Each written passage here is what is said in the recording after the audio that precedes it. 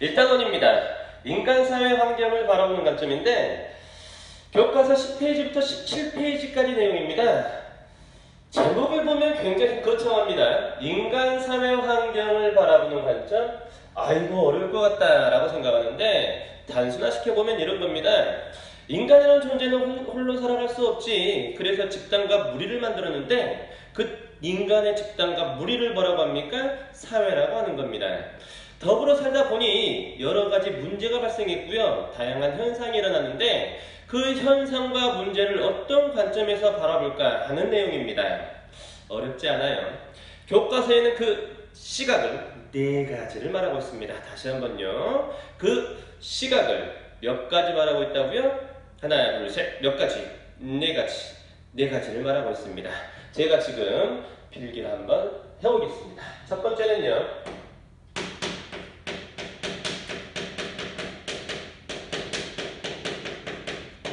시간적 관점입니다. 시간적 관점이라는 건 어떤 현상이 일어났습니다. 도대체 그 현상이 일어나게 된 원인은 무엇이며 그 결과로서 이런 현상이 일어났고 과거에는 그런 현상이 없었을까? 그럼 이 현상 때문에 이렇게 일어났구나. 그럼 미래에는 어떤 현상이 일어날까?에 관한 내용이야. 좀 어렵습니까? 아닙니다. 쉬워요. 다시 한번. 지금 어떤 현상이 일어났습니다. 그럼 그 현상에 대한 뭐가 있을까? 원인이 있겠지. 그 원인을 살펴보자고요. 그리고 그 원인을 살펴봤으면 이 현상이 일어나는 근원을 파악할 수 있었고 이 현상이 나중에 어떻게 미래에 진행될 것인가까지 예측할 수 있을 거 아니야. 되냐? 그 관점이 바로 시간적 관점인데 이렇게 써볼게. 과거에 과연 어떤 배경이 있었는가? 역사적 배경에 관한 내용이고요. 과거에 어떤 원인이 있었기 때문에 지금의 현상이 결과로서 나타났다라는 거지. 그래서 인과적 관계로서 설명하는 내용입니다. 어렵지 않지? 그리고 뭐까지 예측할 수 있다고요? 미래까지 예측할 수 있다고 그랬지. 이 현상이 일어났는데 미래에는 이렇게 될 것이다 라고 예측할 수 있다라는 거야. 그게 시간적 관점하에 바라보는 겁니다. 어렵지 않죠? 오케이. 여기서 포인트가 되는 단어는 여러분들 이런 겁니다. 역사적인 부분이라는 표현이 나오면 시간적 관점이구나 라고 가셔도 무방해. 인과적인 내용으로 연결을 시키고 있구나. 시간적 관점으로 가도 무방한 거야. 됐지요? 자, 원론적인 게 이해가 안 되면 좀 이따 제가 예를 들어드리겠습니다. 두 번째 관점입니다. 두 번째 관점은 공간적 관점입니다. 어떤 사회현상이 일어났는데 그 사회현상이 일어난 위치가 어디 있는가? 도대체 어디서 일어났는가? 어디서에 주목하시자고요. 어디서 일어났는가? 위치에 주목합니다. 위치를 봅니다. 그 위치가 지리적으로 어떤 요인이 있었을까? 어떤 지형을 갖고 있는가? 지리적인 요인을 이야기하는 겁니다. 그 위치에서 사람들과의 관계가 어떻게 맺어져 있길래 문제가 발생했을까? 그걸 뭐라고 하냐면요. 네트워크라고 합니다. 이런 관점으로 바라보는 게 공간적 관점인데 여기서 중요한 말은 위치, 그 다음에 네트워크라는 말을 주시하셔야 됩니다. 어렵습니까? 쉽게 말하면 이런 거야. 어떤 현상이 일어났는데 그 현상이 어디서 일어났냐고. 다시 한 번 하지만 뭘 주목하시자고? 어디서에 주목하시자고. 어디서에 주목하시자고. 어디서 일어났는가에 주목하는 게 바로 공간적 관점이라고. 어렵지 않지. 세 번째입니다. 세 번째는 여러분들 사회적 관점입니다.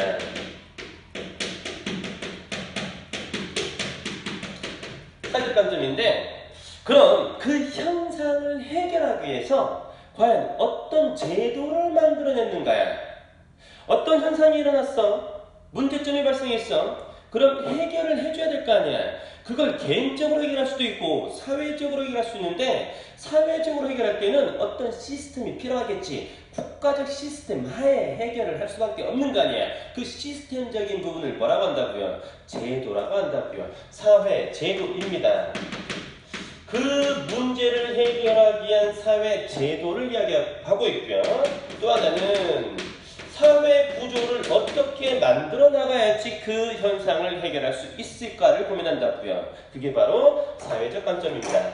자, 이 두 단어는 모두 중요한 단어입니다. 사회 제도와 사회 구조를 이야기하고 있구나.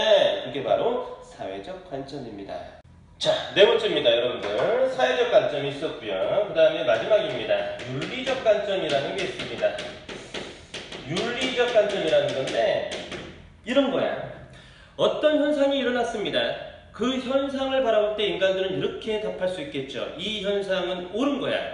이 현상은 잘못된 거지 라고 이야기할 수 있겠지. 인간과 관련된 현상은 대부분 이렇게 옳고 그름을 나눌 수 있습니다. 어떤 것은 옳다, 어떤 것은 그르다 라고 나누는 판단을 뭐라고 하냐면요, 가치 판단이라고 합니다. 가치 판단을 했습니다. 이제 이 현상은 옳은 거고 이 현상은 그런 거야 라고 가치 판단했습니다. 그럼 사람들을 어떤 쪽으로 몰고 가야 되냐? 그런 쪽으로 몰고 가야 되냐? 오른쪽으로 몰고 가야 되냐? 오른쪽 왼쪽이 아니야 얘들아. 올바른 쪽으로 몰고 가야 되냐? 잘못된 쪽으로 몰고 가야 되냐? 이 이야기야. 그렇지. 올바른 쪽으로 몰고 가야겠지. 올바른 쪽으로 몰고 가야 돼. 몰고 가야 돼. 그걸 뭐라고 하냐면 규범적 방향성이라고 표현한단다. 올바른 쪽으로 몰고 갈 것을 이야기하는 게 바로 윤리적 관점이 되는 거야. 이렇게 크게 네 가지 관점으로 나눠볼 수 있습니다. 다시 한번 정리할게요. 인간이 사회생활하는데 어떤 현상이 일어났어. 그 현상이 도대체 어디서 기인했는가? 언제부터 발생하기 시작했는가? 이런 관점에서 바라보는 게 바로 뭐야? 시간적 관점이야. 그래서 시간적 관점은 다시 한 번 말하면 언제부터 발생했는가? 이런 표현이 나온단 말이야. 언제부터 발생했는가? 언제라는 단어가 중요한 단어라는 거지. 되시죠? 이 현상이 과연 과거의 역사적으로 언제부터 발생했는가? 그걸 따지는 게 바로 시간적 관점이고요. 어떤 현상을 바라볼 때 그 현상이 어디서 발생했는가? 어디서 발생했는가? 그 위치가 어디인가? 그 지리적 조건이 무엇인가? 그 지리적 조건에서 사람들은 어떤 관계를 형성하고 있었는가? 그걸 뭐라고 했다고요? 네트워크라고 표현했다고요. 이런 곳으로 바라보는 관점이 공간적 관점이고요. 세 번째입니다. 그럼 이 현상이 일어났으면 그 현상이 만약에 잘못됐을 때 뭐 해야 됩니까? 해결해야 되지 않습니까? 해결한다는 건 개인적으로 해결하는 것도 있고요. 사회적으로 해결할 수 있는데, 사회적으로 해결해 나갈 때는 혼자서 해결하는 게 아니지 국가적 시스템으로 해결하는 거지. 그 시스템적인 부분을 뭐라고 한다고요? 제도라고 한다고요. 사회 제도라고 한다고요. 이 제도가 형성된 상태를 뭐라고 하냐면 구조라고 한다고요. 이 현상은 이런 제도를 통해서 형성해 나가야겠구나. 이 현상은 이런 구조를 토대로 해결해 나가야겠구나. 이런 관점에서 바라보는 게 사회적 관점이고요. 윤리적 관점이란 어떤 현상이 발생했을 때 이 현상은 올바른 거야. 이 현상은 잘못된 거야. 그걸 따져야 되지 않습니까? 그런 판단을 뭐라고 했다고요? 가치 판단이라고 했다고요. 가치 판단을 통해서 현상을 바라보자. 그게 바로 윤리적 관점이고요. 자, 가치 판단했습니다. 이것은 옳은 거야. 이것은 그런 거야. 라고 가치 판단했습니다. 그럼 올바른 쪽으로 몰고 가야겠지. 그 몰고 가는 걸 뭐라고 합니까? 규범적 방향성을 제시해 준다라고 이야기한다고요. 되십니까? 자, 그럼 여러분들 예시를 통해서 한번 가볼게요. 대표적인 사회 현상 중에 이런 게 있습니다. 노동 문제라는 게 있는데, 노동 문제, 자본주의 발달 이후에 끊이지 않고 계속 일어나고 있고요. 아직까지는 해결이 안 됐다고 감히 말할 수 있습니다. 왜냐하면 계속해서 여러분들 노동자에 대한 핍박이라고 하기는 좀 그렇지만 그분들이 많이 피해를 당하는 모습이 매스컴을 통해서 등장하고 있습니다. 어떻게 해서든 사회 시스템적으로 그분들을 포용하려고 하지만 그 반대측에 있는 분들 성향과 그분들의 이익이 상충되기 때문에 이 문제가 쉽게 해결되지 않습니다. 자, 가볼게요. 노동 문제는 도대체 언제부터 일어났을까요? 노동 문제가 일어나려면 여러분들 반드시 등장해야 될 경제 체제가 있습니다. 그게 뭘까요? 맞습니다. 자본주의입니다. 노동 문제가 등장하려면 반드시 자본주의가 등장합니다.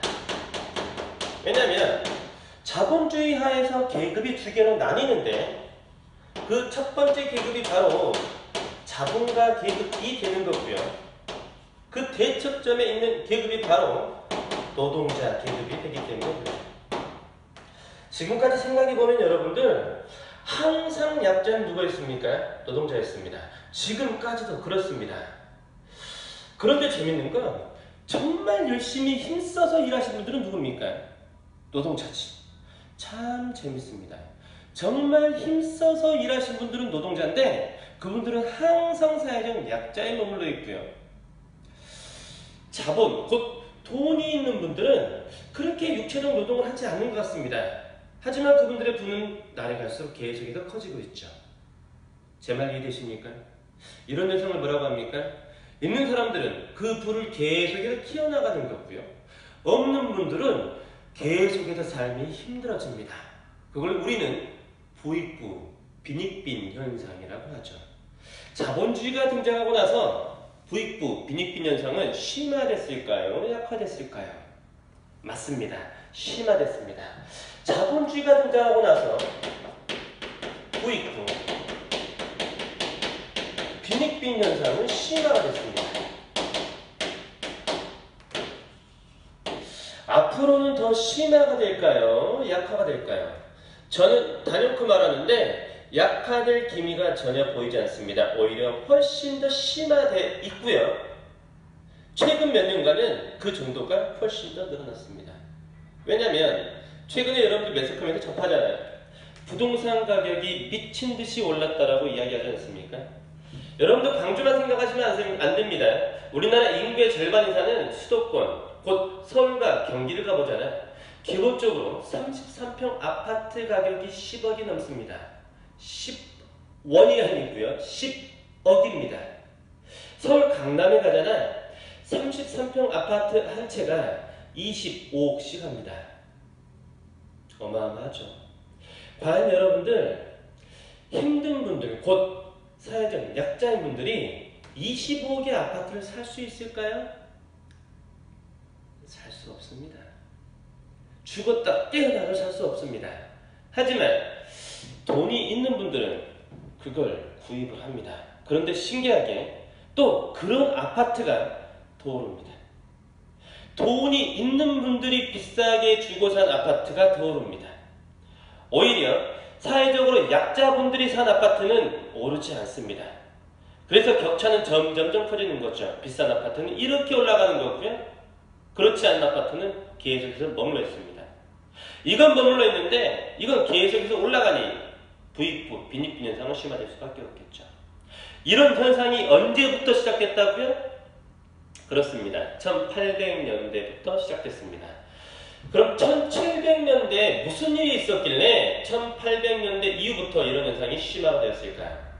그렇습니다. 1700년대에 자본주의가 등장을 합니다. 자본주의가 등장합니다. 언제부터 등장했습니까? 1700년대부터 등장했습니다. 자본주의가 등장한 이후에 노동 문제가 시작이 됐습니다. 자본주의가 등장한 이후에 노동 문제가 시작이 됐으므로 노동 문제는 언제부터 시작되는 겁니까? 1700년대부터 시작되는 거지. 1700년대부터 노동 문제라는 게 등장했구나. 이렇게 바라보는 관점이 뭐라고요? 시간적 관점입니다. 1700년대부터 노동 문제가 시작했구나. 이렇게 바라보는 관점이 시간적 관점이라고 되시죠. 그럼 어디서부터 발생했을까요? 노동 문제가 발생한 건 어디였을까요? 이렇게 생각하면 되겠지. 노동 문제는 자본주의가 발생하면서 노동 문제가 발생했다고 그랬지. 그럼 자본주의가 제일 먼저 꼽힌 곳을 보면 될 거 아니야? 자본주의가 제일 먼저 꼽힌 곳이 어디야? 그렇죠. 영국입니다. 영국. 자본주의에 일조를 했던 분이 두 분 있습니다. 한 분은 그렇지. 증기기관을 만들었던 사람입니다. 제임스 와트. 또 한 분은요. 자본가들이 왕성하게 활동할 수 있도록 이론적 토대를 만들었던 분이 있습니다. 그분은 이렇게 말했습니다. 자본가들은 열심히 일만 하면 돼. 열심히 돈벌이만 하면 돼. 그 과정에서 발생하는 문제는 니들이 신경 쓴 문제는 아니야. 시장이 알아서 다 해결해줘. 그래서 니들은 열심히 이기적 이윤 추구만 하면 되는 거야 라고 했던 사람이 애덤 스미스입니다. 애덤 스미스가 썼던 책 이름이 국부론이고요. 국부론에서 그 시장의 논리를 뭐라고 합니까? 보이지 않는 손이라고 합니다. 선생님 이거 보입니까? 안 보입니까? 죄송합니다. 보이지 않는 손을 이야기했던 사람이 바로 누구라고요? 그렇지, 애덤 스미스입니다. 이 두 분이 바로 어디 사람이야? 영국 사람이야.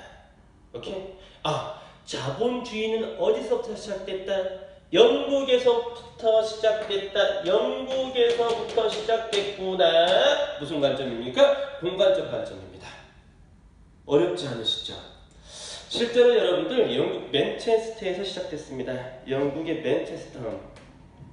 왜 영국의 맨체스터에서 시작됐을까? 생각해봐라. 과거에는 공업이 있긴 있었어. 그런데 그 공업은 주로 손으로 만드는 거였지. 손으로 만드는 공업을 뭐라고 할까?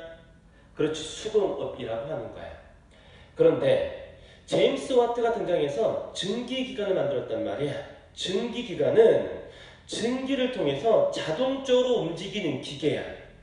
증기를 통해, 증기가 뭔지는 아시죠? 수증기야. 증기를 통해서 자동적으로 움직이는데 그 증기를 발생시키려면 강력한 열이 필요하겠지. 열을 통해서 증기를 발생시키면 그 증기의 힘으로 기계가 움직이는 거니까.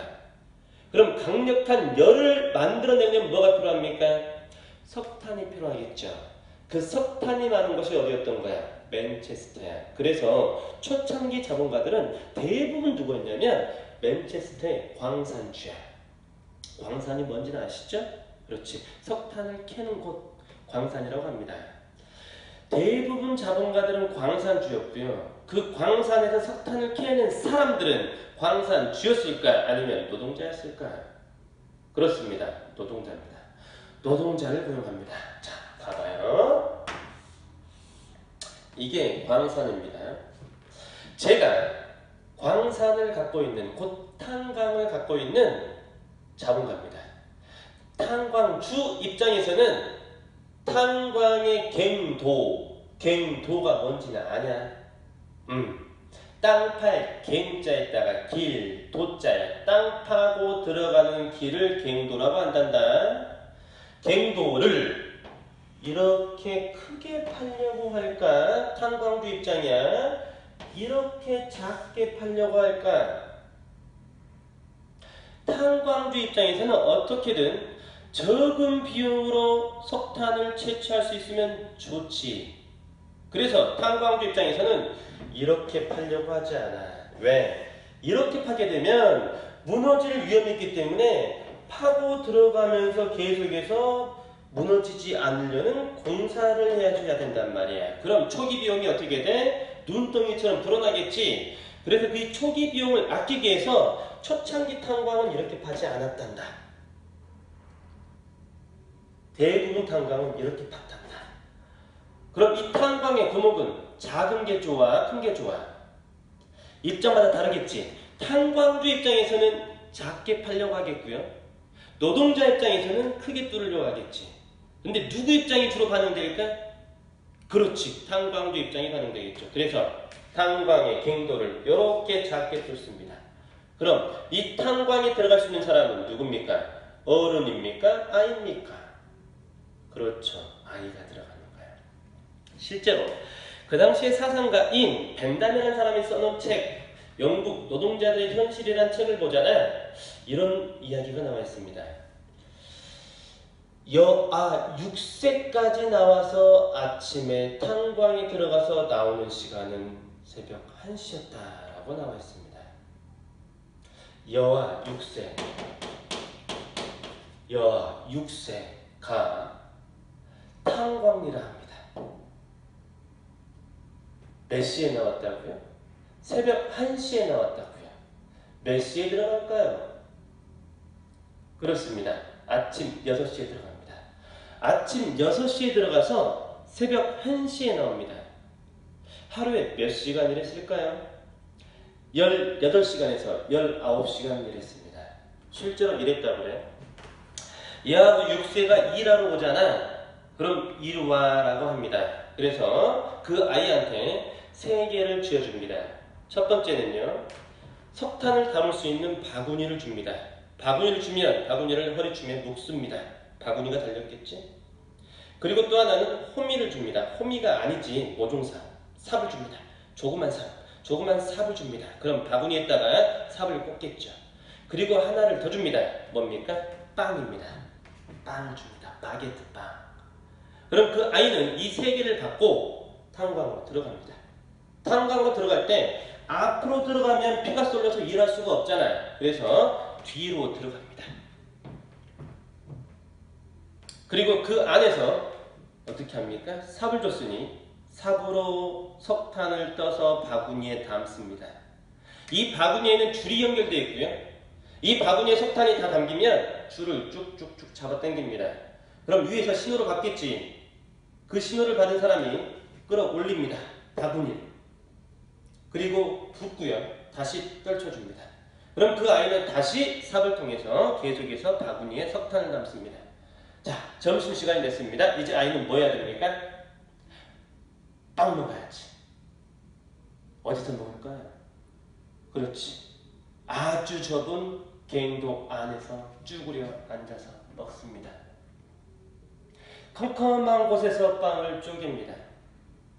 한꺼번에 다 먹을 수는 없습니다. 왜? 저녁에도 먹어야죠. 그래서 반을 쪼갭니다. 그리고 반은 다시 허리춤에 차고 반을 먹습니다. 근데 문제가 있습니다. 뭘까요? 이미 손은 석탄가루 범벅이 됐지. 그 석탄가루 범벅이 된 손을 그대로 사용해서 빵을 들고 먹습니다. 이건 빵이 아니고 뭡니까? 그렇지. 석탄가루지. 석탄가루를 그대로 섭취하는 겁니다. 그래서 이 당시에 노동자들의 평균 수명이 채 20살이 안 됐습니다. 노동자들의 평균 수명이 20살이 안 됐습니다. 기가 막힌 거죠. 그래서 이 아이가 만약에 죽거든 이 아이 장례를 치러주지 않습니다. 그냥 옆으로 밀어둡니다. 그리고 다른 아이를 부릅니다. 그리고 그 아이를 또 일을 시킵니다. 제가 이렇게 말하면요, 많은 학생들이 일을 하지 않으면 되지 않습니까? 라고 말하는데, 일을 하지 않으면 이 조그만 빵마저도 먹을 수 없는 게 서민입니다.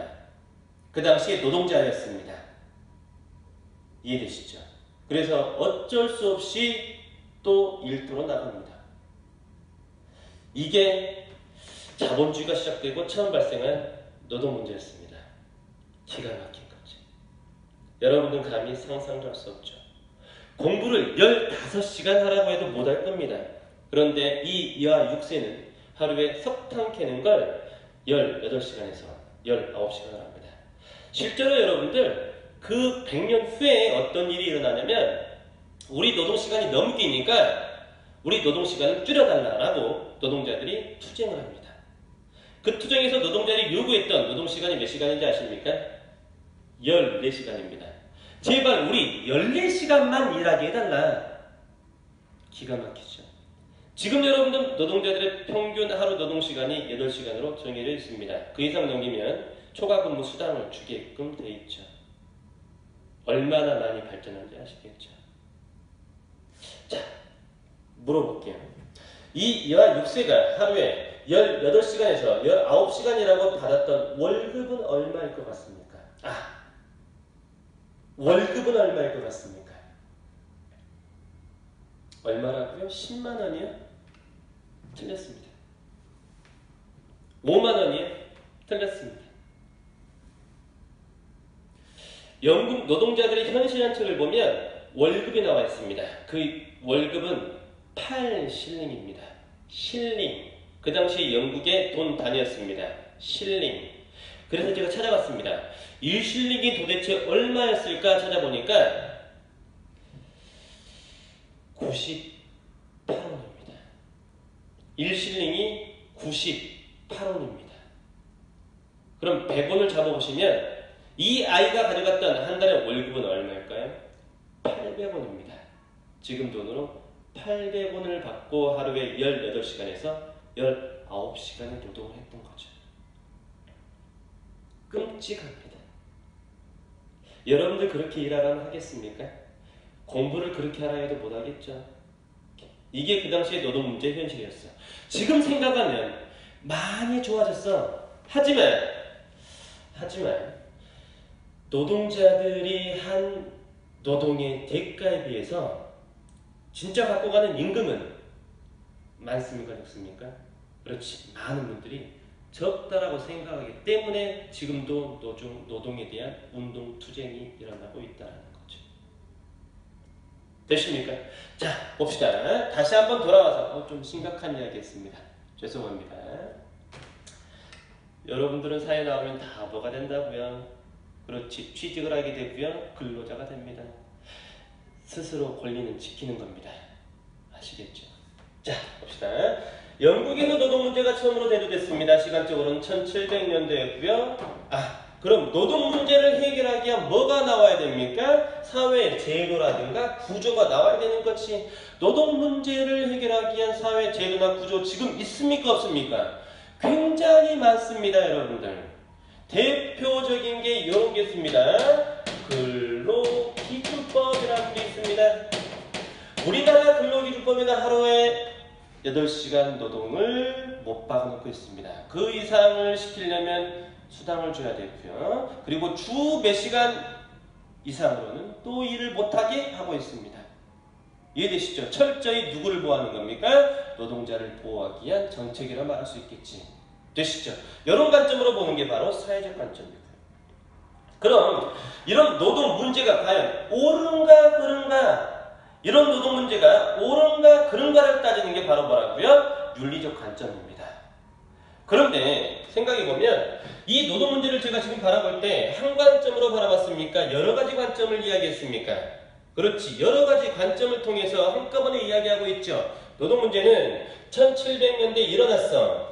어디서 일어났어? 영국에서 일어났어. 이걸 해결하기 위해서 뭐가 나왔어? 근로기준법이라는 사회 제도가 나왔어. 이 노동 문제의 옳고 그름을 따져보니 문제가 있었어 라고 이야기했죠.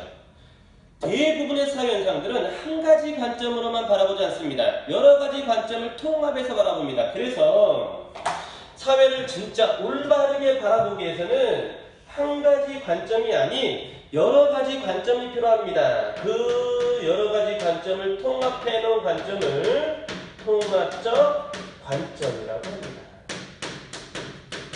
사회현상은 어떻게 바라보는 게 맞다? 통합적 관점을 통해서 바라보는 게 맞다라는 게 우리 교과서의 결론입니다. 되시죠? 어렵지 않으시죠? 오케이.